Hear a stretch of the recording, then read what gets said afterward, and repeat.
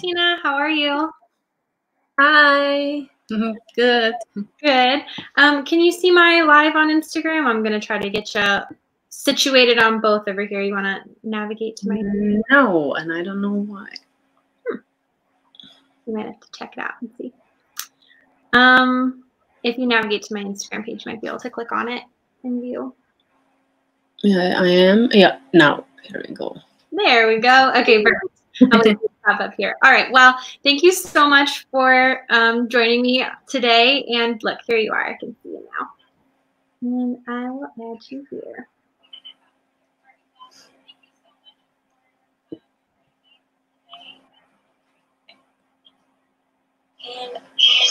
Perfect. All right. Perfect. Sounds good. Hi. It's so great to have you on both of these and kind of situate this so that you can see my face. All right. Perfect. So we're live on Instagram. We are live on Facebook and we're live on YouTube. And I'm so excited to have you here. For those people that are watching that don't know, my name is Alexandria, and I am from the Foreign Fork. I'm cooking one meal from every country in the world, and I'm doing it in alphabetical order. And so, hi, Michelle Unicorn. Hi, Felice Daniels. Hi, everybody. So today I'm starting cooking the Czech Republic, and so I've asked Christina from Czech Cookbook to join me because she's an expert in food from the Czech Republic. So, Christina, if you want to give a little introduction to yourself, I'm so happy that you're here. Thank you for having me, and greetings to everyone who is watching. And if you've never been to Czech Republic, I recommend you visit because it's beautiful. We have so many amazing castles. And just history and architecture is so rich in such a small nation. So I recommend that you come to visit. And also the food is incredible. I know. I'm really excited to learn about the food. I actually went to the Czech Republic 2 years ago. I went to Prague. I was backpacking Europe, and so one of my stops was Prague. So I got to see the Czech Republic, but I only got to see Prague. But I think that was pretty good. Good. That was place to visit for the Czech Republic. It was really beautiful, and sometimes I felt like I was in a Disney movie. Like there's just castles and like towers everywhere. It's so beautiful.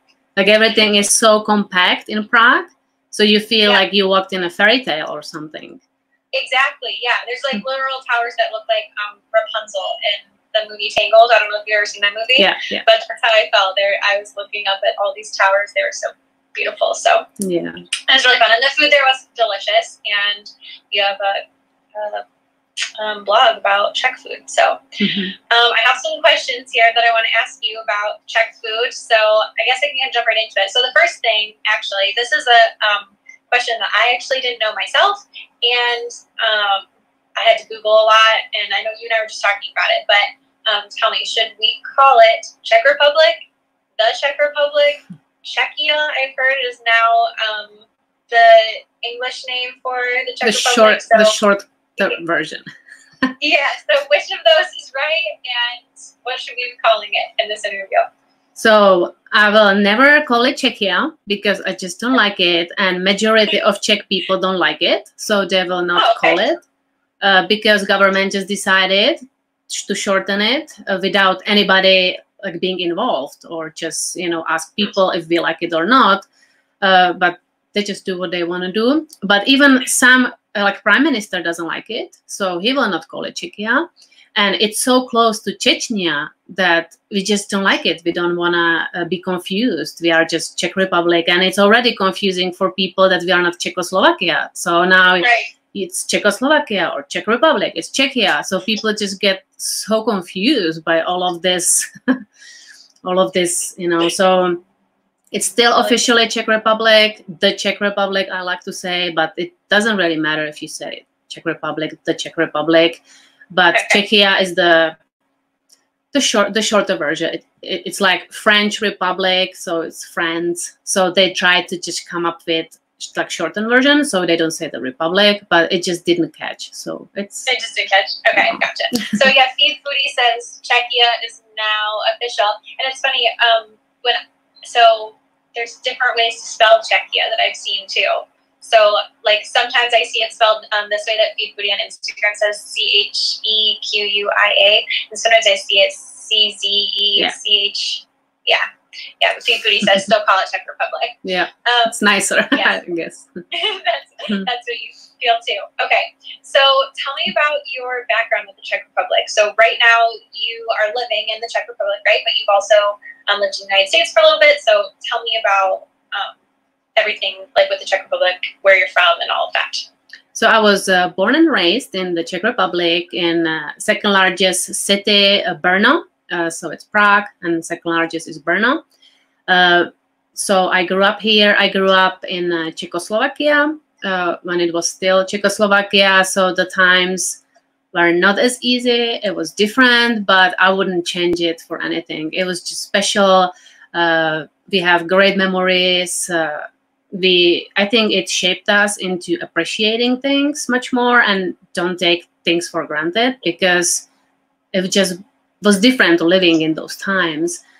So everybody was so excited when the communists fell down, and we just could freely travel and just see the world. And suddenly our mind was open for there's something more than just, you know, Europe or just Czechoslovakia, because we were not really allowed to travel much except to former Yugoslavia or Germany. So it was just East Germany. So it wasn't, or Hungary. Some people would go sometimes to Hungary, but you would have to have like a special papers, and it was so difficult. So people did not travel. They didn't even have money to travel.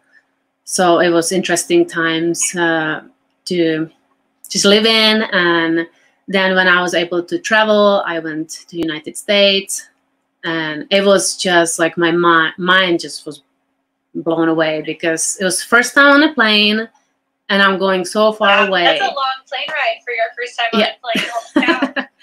It was long, and it was just, and my English wasn't as great. Like I just took 4 years at school, so we just didn't understand much, but we somehow communicated with the family I was staying with. So it was just lots of adventure, and also it just opens up your mind to see that the world is so big. The United States is so big, and we just lived in this little tiny bubble, you know. Yeah. So, and lots of people still have the mentality, you know, it takes time for the people just to change the mindset. So. Yeah. So what was it? I mean, you talked a little bit about what it was like growing up in Czechoslovakia, but like a lot of, I mean, at least for me, I don't really know much about what that kind of lifestyle is like. So like, were there certain like rules that you guys had to follow, or like what was it, you know, what was it like living there? And then also what was it like in that moment in history when everything about that changed, when, you know, Czechoslovakia fell and communist regime fell? So my parents were always trying to protect sister and I. My brother is older, so he was already married very young, so he wasn't living in our house. So my parents always made sure that we had everything we needed. But like, for example, you could not have business. Everybody had to be equal pay, equal work. If you do like business on a site, you can go to jail. So people just lived like everybody is equal. There's nobody is above anybody, unless you are in a communist party, because that's just, and they wanted so many people to join the communist party because then you have certain benefits. But so many Czechs, they knew that it's wrong, and they just didn't want to join. So there was lots of bad things happening to good people, and luckily, like, I didn't experience it, but I know lots of people escaped, so they got like into a better place. But for example, there were shortages. There were shortages of toilet paper, for example, because they didn't just made enough. We didn't import things. We just had like fruits and veggies that we grew. So for us, bananas, for example, oranges were so foreign, and they were available before Christmas, and you have to stay in the line and hope that there is still something when you get to the line. Like there was meat, for example, you stay in a line, and like it was almost like we call it under the table, hidden. Like for people, the butcher only gave it to people he knew. So it was like so different. So just, and everybody also wore same clothes. So oh, you did? Yeah. Okay. So What did many. you wear? What's that? What did you wear? Like exactly same. You know, the stores carry the same jeans, same shirts. So so many would wear the same clothes, like same style of clothes, unless, like for example, my mom, she went to Hungary with her work or something, like for a trip, day trip, and she bought sister and I some clothes. And when I wore it to school, everybody was like, "Wow, look at this Tom and Jerry sweatshirt! Like this is incredible. Where did you get that?" So you felt a little special, you know, because you had just something. Yeah. And lots of people made their own clothes, so you have something different. So that's why I said I appreciate little things. Like I never would take food for granted, because I knew how it was, and we never would waste food, because we would just try to use everything that we bought, and we never threw away food, because that just was in our mentality, and because there was not enough and it was expensive. And so, but it was still nice. Like you have the same toys, you know, same things. And now when I look back and see those toys, it's just meaningful, you know. It's like, wow, this is what everybody else had. And so it's interesting to hear about, because obviously, like, I've never experienced anything like that, so it's really interesting to hear that like everyone had the exact same toys and all of that stuff. That's interesting. What was it like? Like, where would they get the supplies to make the clothes? Yeah. So where did, like, when the government was making those decisions, was there just like one big factory, like churning out? So we had a fabric stores, which were very available. Just like a store where you go buy fabric, you buy threads and needles and all of that. So you just easily buy fabric and just make the clothes. I remember my sister-in-law, she would be the one making the clothes for us. Really? So everybody made the clothes like in their own home with the fabric that was provided. Is that accurate? It was not provided. You buy it. You buy. Yeah, that's what I mean. Yeah. Okay, that makes sense. But this way you can be a little adventurous with the design and the style of fabric. So that's why you try to not look like everybody else. So. Okay, that makes sense. So what was that moment like when you found out that like your country wasn't going to have communist rule anymore? Like, were people excited? Were people timid? Were people like happy, sad, scared? Like, what? Yeah. How was that? So I was still quite young, so I don't remember much of it. But older students, they were very involved. They went to the streets because it started with like a college students that just said we had enough, and they went to the streets. And suddenly the actors joined them, because so many actors were, if you speak against the regime, you are not allowed to play anymore. You're not allowed to be on TV anymore. If the singer starts to create songs against the regime, he is forbidden.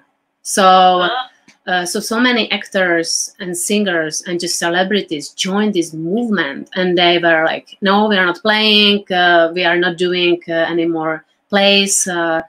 And they joined these students on the streets, and suddenly it was so big that the government just couldn't have control over this. They, of course, had the police. There was some beatings and stuff like that, but there were so many of these students that government, and it kept going. It kept going, you know, days and days and days. And more and more government realized that they're losing control and losing a hold, and they couldn't hold it anymore. So it just completely fell. And the guy who was a writer, who was writing about against the regime, and he ended up in a prison.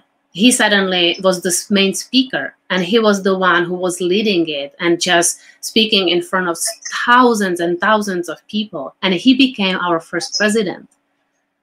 Oh, so cool. It was like he is going from a prison where he is in prison by regime, and he's now a president. So his name is his name was Václav Havel, and he became very popular also in the US. He went to visit, and so this was amazing to see a regular guy who is not politician just made it into a politics. So we were still Czechoslovakia, but Slovakia is smaller part, for small part of Czechoslovakia. Prague was in Czech part. Sometimes we would have Slovak president. Most of the time it was like Czech president. So the Slovak government just decided, we will be probably better off if we just separate, because we want to be independent. So it was decided, and it was very peaceful. It was, again, this was a government who did this decision without asking people, because Slovaks would never agree to it. They didn't want it. It was just something, I mean, some people probably want it, but... majority speaking. Yeah, I would say that... Okay. Like, personally, I would still wish we would be still one nation. Because, like, my grandma, she was Slovak. So and I still have family in Slovakia. So for me, it's just... And we are still very close. We are still very close, but we did split January 1st, 93. And we became, 2 republics, and we kept our original flag. Slovakia had to make their own flag, and our national anthem was split in half, because one half was in Czech language, one half was in Slovak language, so they just took the other half. So I was doing some research on the flag of the Czech Republic, and I know that little the blue triangle that's coming up from the left side of the flag, I read that represented Slovakia, because could be, yeah. Is that accurate? I'm not sure. Okay. I'm not sure the history. And I think that's what it said. Is just like, because the countries are still so close, they kept the same flag, which with the blue triangle originally is what was representing Slovakia. So it could be because they do have blue in like lots of it's their color. Brandon says, wow, that's really interesting. I didn't know that. And yes, if you're on Facebook, you can see that that blue triangle there that represents Slovakia. Okay, so I just have one more before we get into the food. This is it's a good segue between family life and life in Czech Republic and the food. But I read that mushrooming is really popular. Oh wait, first we have a question that's projected on the screen. I think it's an interesting one. So where was the first place you visited once you could travel? I think you said you got on the plane and you came to America, right? First place, I think I went to former Yugoslavia before that, but it's still not that far. Still but I went to Florida. Yeah, my first big trip. I went to Florida. Very cool. Okay, so I was asking before, I've read that mushrooming is very popular. Is that true? Or what is mushrooming? Is that actually a favorite pastime? Tell me about Yes, mushrooming is Czech obsession. It's the biggest hobby. It's so popular that you will see it on a national news. That Pavlov says that is a national sport. Yeah. Mushrooming? You could call it like a national sport, because people are just so into this, and they even show it on the news if they are growing or not growing, what kinds are growing right now, and it's just something, because I think it's from those communist times when we try to be resourceful, So and it's just became such a nice hobby, and it's so delicious. So I think that's where it all started. And it's because forests, they are owned by government, so it's not private land. It's not like in US. I realize that I cannot go anywhere into the forest because some are just private land.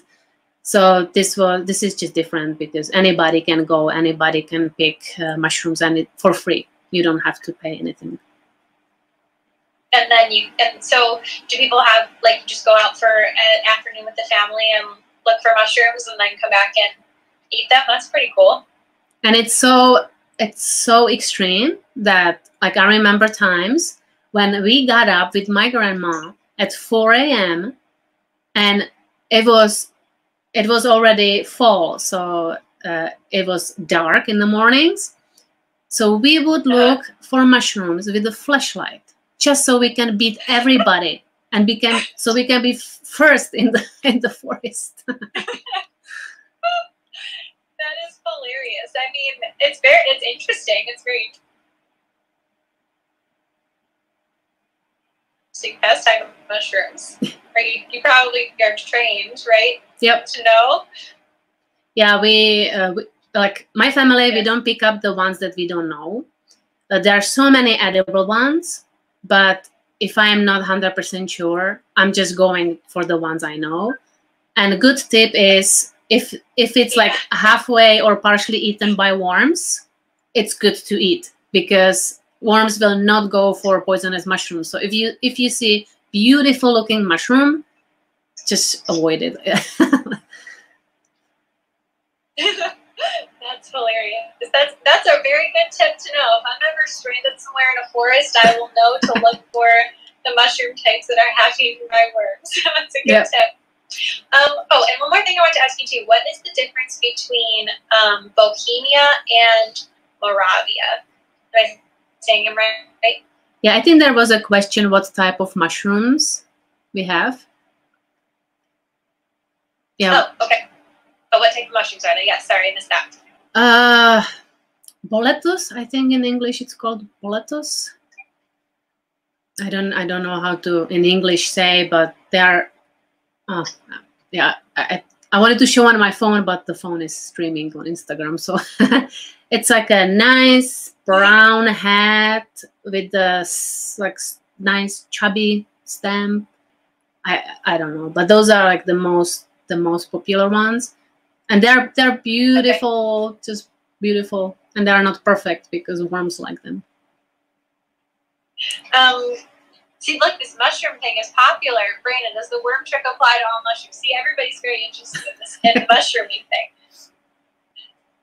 Morels? There is a question, morels. We do have some morels, yeah, but it's not as popular or as common. We are more for the, I don't know, like big ones, like big hat, big stamp, like big ones.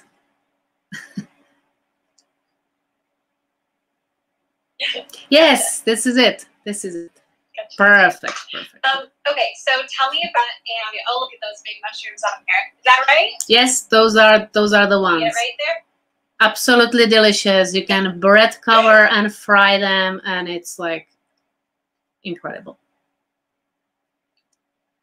That's awesome that we got to find that picture. That's cool. Okay, so third time's the charm. Bohemia versus Moravia. Tell me what they are, and if I'm saying them right. Again, mushrooms here. Good. So you are saying it right, but the Czech Republic is divided into 3 regions. So we have Bohemia, that's the biggest, and that's where Prague is. And then Moravia, that's where I live.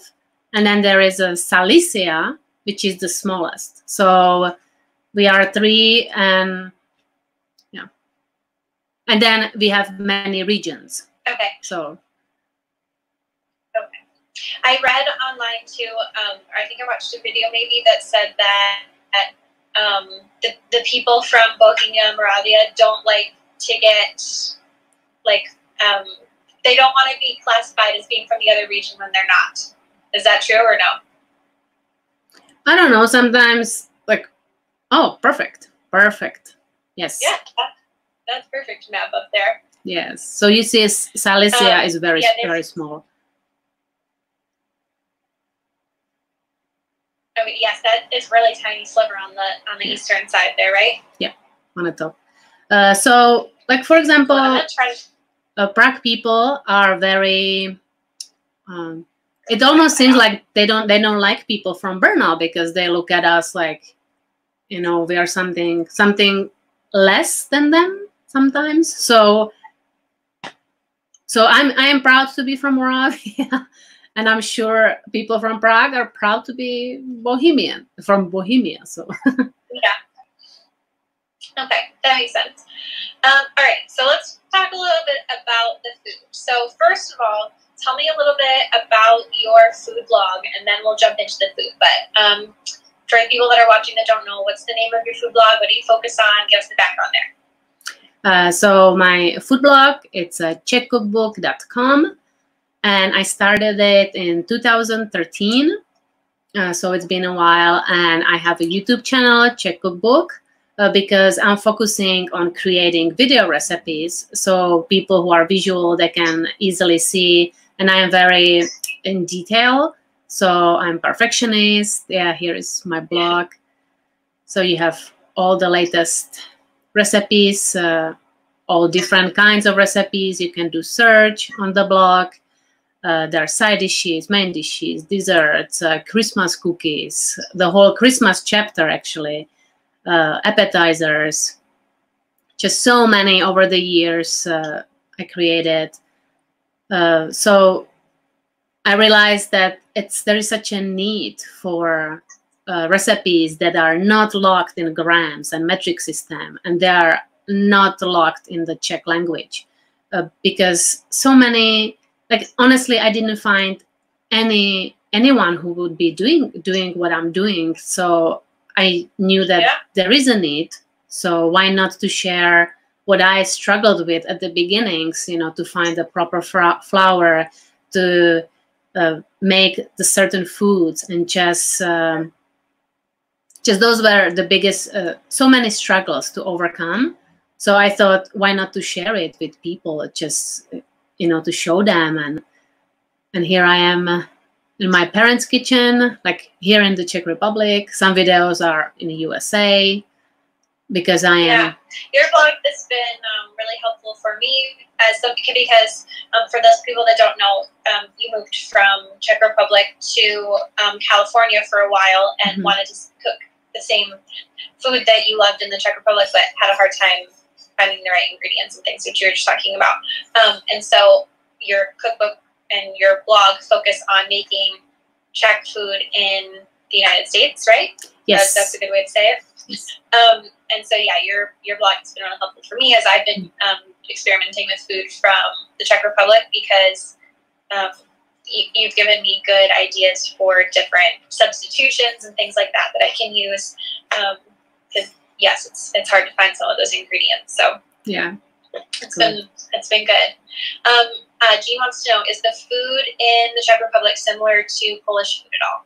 Actually, it is.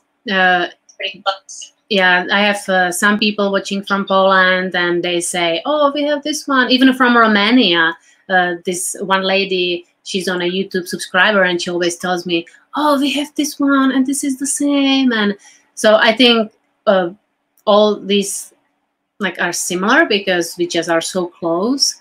So lots of dishes, and we used to be part of Austrian-Hungarian Empire, so many dishes just evolved from those times, and like Hungarian goulash, langos, so many.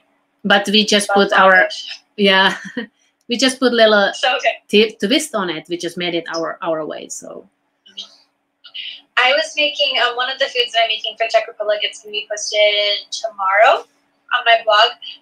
And forgive me, I'm going to butcher this name, but they're the open face sandwiches. I'm not saying it right, but how do you say it? Chlebičky. Yes, okay. So, so first of all, explain what those are to the viewers. And the reason I'm bringing them up is because in my research about them, I read that they're also popular in Poland too. Yeah. So, but tell the reason what those are, because I'm sure you can explain it better than I can. So you usually use a white bread, like a French bread. You slice it, and now you put either butter or a special spread that's made of like a ham and peas and mayo, and it's just very delicious to put on chlebičky, very, very traditional. And then you layer it with ham, cheese. Here they are on Facebook. Yes, there's a picture. And you just try to make it very nice and decorative. So you can be as creative as you want, but these are very popular when you bring it to any party. These are popular also for New Year's Eve. People eat them. I'm already drooling. And they're just delicious. And yeah. And they're also popular too. Sorry, they're also popular too in like in coffee shops and things like that. Like I know at least when I was in Prague, I saw them a lot in like glass cases in restaurants as like a little snack that you could just pick up and eat really quickly too, right? Yeah, correct. Yes, those are cool. Okay, so tell me a little bit about food in the Czech Republic. So what kinds of meats are common to eat? What kinds of vegetables, spices, those kinds of things? So the most popular meat would probably be pork and chicken. That's what we eat a lot. People also used to raise rabbits. So sometimes in the stores you can also find the rabbit. My grandma used to have rabbits. Then a beef. But we are not big on like a ground beef. Like in the US, it's just so popular. We would just like cook the beef until it's completely tender and have it as a side. So like we have so many meals that just beef is paired, like a sliced beef with some sauce, dumplings. Chicken is very good, very popular. Some people, now it starts to be even turkey, a little more popular, but growing up, we would not even know what turkey meat is or how it tastes. So fish too. People try to eat fish, even though we have lots of lakes. So we have many lake fish. People go and just fresh water. They just go and fish, and it's another nice sport that people like to enjoy. What are your common like everyday foods? Like what is a normal breakfast in the Czech Republic? What's a normal dinner? So normal breakfast would be like a bread, fresh bread, bread roll, or just regular whole wheat or rye bread, or just wheat rye. And then we would have it with butter and jam or butter and honey. We would also eat soft boiled eggs, very popular. We would also have sweet, like a pastries. So some people would eat pastries as a breakfast. Definitely not cereal. It's not something that it's traditional. Sometimes like pancakes, little different ones, but they are similar to pancakes, similar to the US pancakes. Oh yeah, the bread rolls. Here's some good Czech breakfast. And salami also, and cheese on a bread. That's I love the soft boiled eggs. It's just something I enjoy. I love learning about holidays in other countries. I don't know why. I just really love hearing about how other people celebrate. So what are popular, like what's your favorite holiday in the Czech Republic, and like what food do you have that correlates with that holiday or that reminds you of that holiday? My favorite, of course, Christmas. It's just like so special. And we have also New Year's Eve. That's very big, and it's lots of food. But we don't have, like in USA, there is a Thanksgiving, there's a 4th of July. So we don't have those. We just have Easter, we have Christmas, we have New Year's Eve. So that's, and those are always special meals that we would eat. Like for Christmas, traditional, we eat carp, breaded fried carp. I know in the USA, carp is considered like dirty fish, but it's just something that is very traditional. Or some people would do breaded fried like schnitzel. And then we pair it with potato salad. So that's, and of course, in my family, we would have chlebičky, the open-faced sandwiches for lunch. And then we would have like dinner, the carp. And then after that, we all unwrap the presents.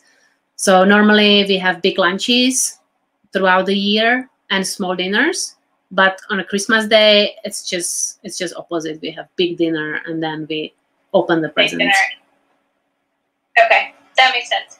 What are some things that you have for snacks? Like if you just want a snack in Czech Republic, what's popular? I like to snack on cheese, like just snack like cheese or salami. Some people like pastries throughout the day, you know. Like I like to have coffee time with my mom, and we would have always something sweet. After the big lunch, you know, we have the big lunches and then small dinner. And also fruits or veggies, I like to enjoy it too. Like lots of people in Czech Republic, they grow gardens. So we would have tomatoes, cucumbers, so peppers. We like to put, radishes are very popular too. So we even like to put like bread, butter, and tomato with salt. I know it sounds so interesting. Oh, it sounds good. I like tomatoes with salt and salt, so put bread and butter with it. Yeah. Braska has some hard eyes there. Emily says Spacina requires something sweet and a cup of coffee. Coffee times are the best, peaceful. So people really like coffee in the Czech Republic. That seems to be something very popular. And yeah, when you're talking about the snacks, do you make blood soup? What is blood soup? Do you make blood soup? So I'm not. Blood soup is when there is a pig slaughter, which it's during winter times. People would have it very traditional. There would be pig slaughter, and then the whole families gather up, and they just portion the meat, portion the pork, the pig, and of course everything is used from the pig, including the blood. So there would be blood soups, and like I'm not as big of a fan of that, and I don't make it because I don't have even access to pig's blood. So, but it's something that. Yeah, you can buy it during winter times when you have the stands outside where people like sell the products, usually from this pig killings or slaughter. It's called zabíjačka. No, this looks kind of reddish. Really? No. Ours is more dark. That's all right. Ours is more dark. And it's called prdelačka. You never have to worry about your iron levels getting low. Yeah. Pig blood soup. Does your family enjoy that? Is that like a traditional meal? People still make that very frequently, or is that more like it's more every once in a while thing? It's more during the winter times when the pig is slaughtered, because that's the only time that you have kind of access to it. Like you cannot just go to the store and buy blood to make blood soup, you know. So yeah. But during Lydia says, sorry. Yeah, the blood sausage. Lydia says also making blood sausage too. Is that more common? I've heard of blood sausage. I've never heard of blood soup, but I've heard of blood sausage before. So I have to assume it maybe is more common. It's the same time that like during the winter when the pig is slaughtered, there is made the soup out of the blood sausages, lots of different kinds of sausages. So that's the time that you have it. But of course, yeah, they can be more available. The sausages, the blood sausages. Yeah. Yeah. So this kind of leads into my next question. I was already going to ask you: is there anything eaten in Czech Republic that's not eaten anywhere else in the world, or anything surprising? So we talked about blood soup and blood sausage. Is there anything else eaten in the Czech Republic that people would be surprised to hear about? Back in the day, and you can still buy it in some butcher shops. It's brain, like pig's brain. To me, it's kind of just still weird because I didn't grow up eating brains. So, but you can still buy it and make some stuff out of it. I don't know if they scramble it with eggs or what they do with it, but it's still available. So that's, I think, kind of strange. Like I said, we use everything from a pig, so including the brain. So and then we eat cow stomach, but that's other nations eat it too. Have some scrambled eggs with brain. Wow. So that's Was that? normally. Oh, sorry. I think it's like cutting out a little bit. That picture up there, it said German, but did that look like something that you eat occasionally? Similar. And again, this is what we make from the pig slaughter, but ours is round and without that green stuff. I don't know what was it, but it's like a gelatin. Yeah. Lydia says another surprising thing might be raw bacon at a pub with onions and beer. Saw this and was surprised the bacon wasn't cooked. Bacon, raw bacon. Is that like, was that specific to that one restaurant, or do you find that that's something normal? I'm trying to. We actually have bacon that's smoked, so it's ready to eat. It's not like US bacon where you have to like fry it and just make it. But we have like, if maybe that's what she means, because we don't eat raw raw like that. We eat we have a special steak. It's called tartar steak, which is raw. Oh yes, I know what you're talking about. Which is raw, but I know what part. Also, there was a question up on Facebook over here. Jacqueline asked what types of desserts are popular. Desserts, so many different kinds. And this question is actually how I got to know you, right? I messaged you, I found your blog, and was like, hello, what desserts should I make from the Czech Republic? Nice to meet you, please help. So this is a good question. Yeah, very popular is apple strudel. Then we have so many like bundt cakes, all sorts of bundt cakes. Very popular are what's called kolaches in the United States, round yeast dough, raisin dough. So many different pastries, desserts. Honey cake became very popular in the last decade. So it's also another one.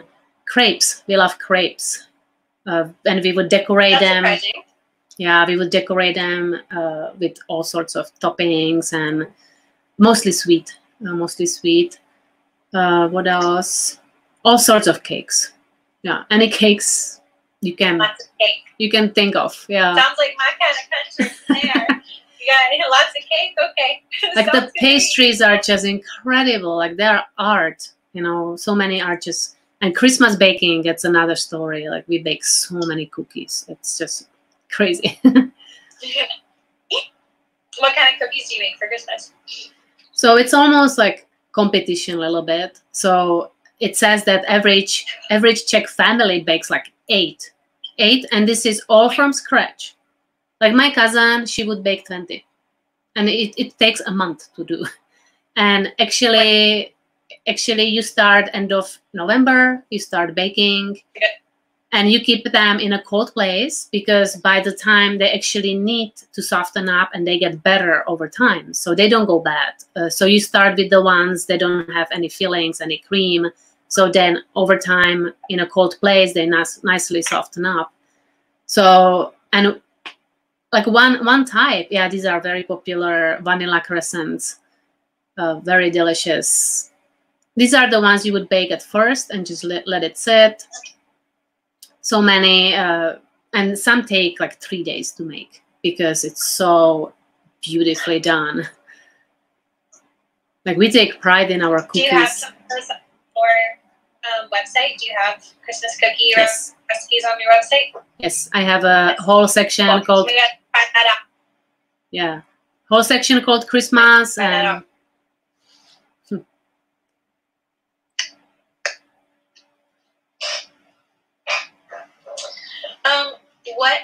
What is your favorite recipe from Czech Republic, and what is something that people eat very often that's not really your favorite? I have so many favorites. It's just hard to pick one because I just love, like the most popular one is a beef sirloin called svíčková. It's absolutely like national meal. It's very unique, only to the Czech Republic. It's something that we created and no other nation has this. So it's absolutely delicious meal. So that would be probably my top.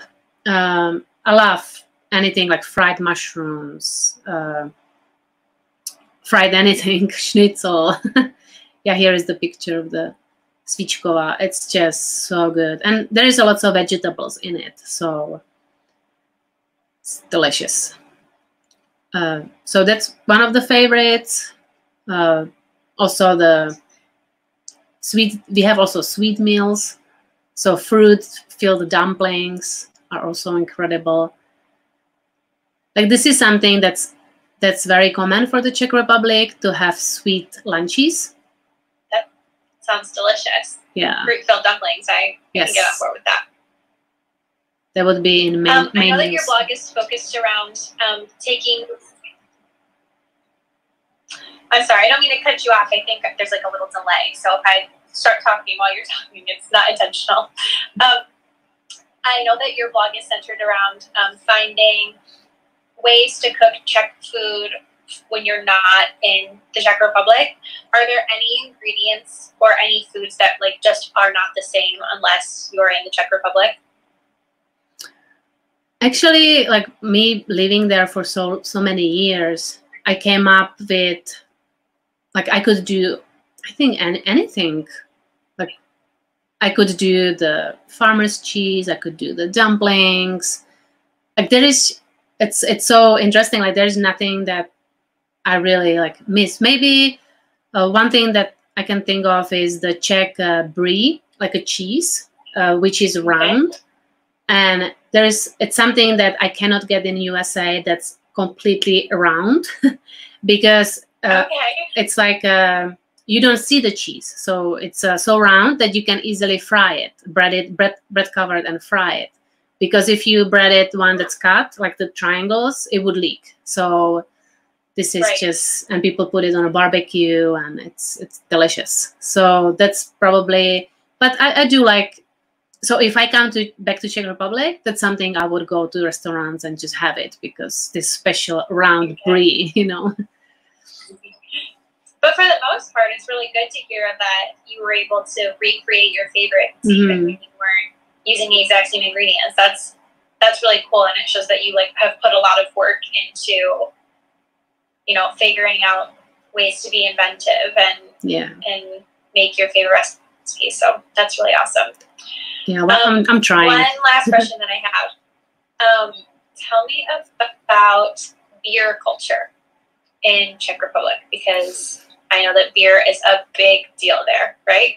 It's so big that we are actually number one in the whole world in per capita. It's just like by double. Like the next below us is Austria and then Germany. And beer consumption? Yes, beer consumption. Yeah, per capita is just like so high that like Austria below us is half of what we drink. So it's like so big. And and we are such a beer.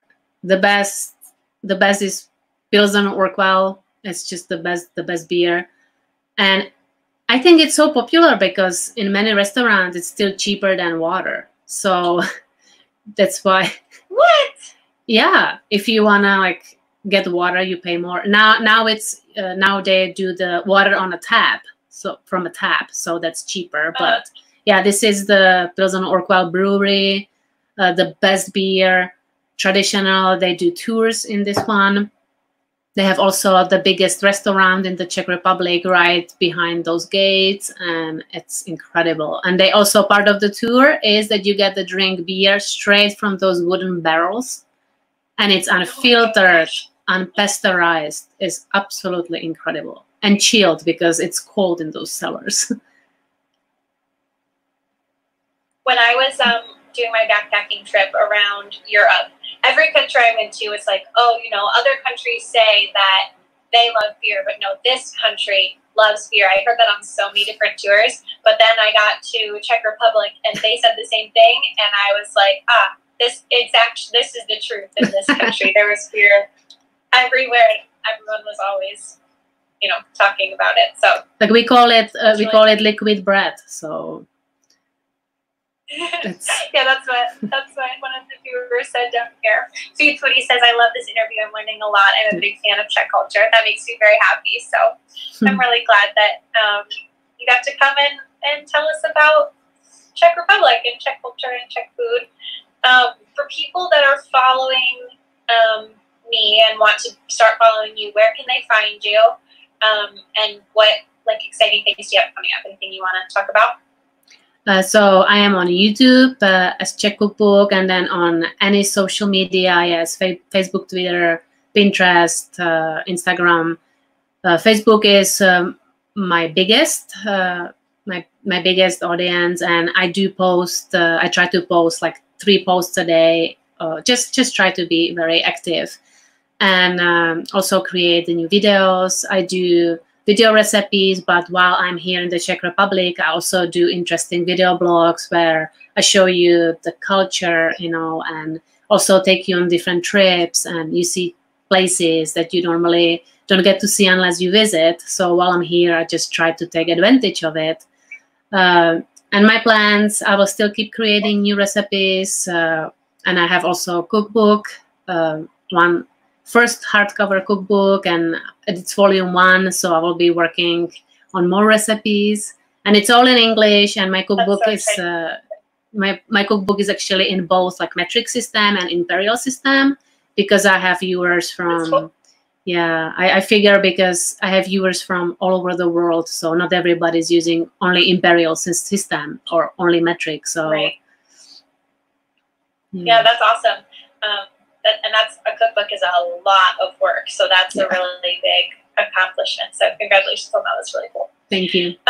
For anybody, for anybody that's watching and does not follow me, you can find me on Instagram, Facebook, YouTube at The Foreign Fork, and then my website is www.foreignfork.com, and I'm cooking one meal from every country in the world in alphabetical order. And so this week and next week are the Czech Republic, which is why we got to talk to Christina today. So thank you so much, Christina, for joining me. I had a lot of fun. I learned a lot. I think my favorite thing I learned was about the mushrooms. You need to come and do some mushroom hunts. If you come, just let me know. And what'd you say? If you come, just let me know, and I'll take you to forest, and we can do mushroom hunts. I love it. I love it. I will let you know. This interview is going to be saved at least on my Instagram grid. I don't know if you have the ability to save it. Veronica says, thank you. Hi from Italy. Lots of love. Thanks, you guys. Following both on Instagram. Really nice interview. Thanks. Aww. All right. Well, thanks for joining me. Thank you, Alexandria. Yeah, you're welcome. I will talk to you soon, okay? Yes, thank you, and bye, everyone. Yes, bye.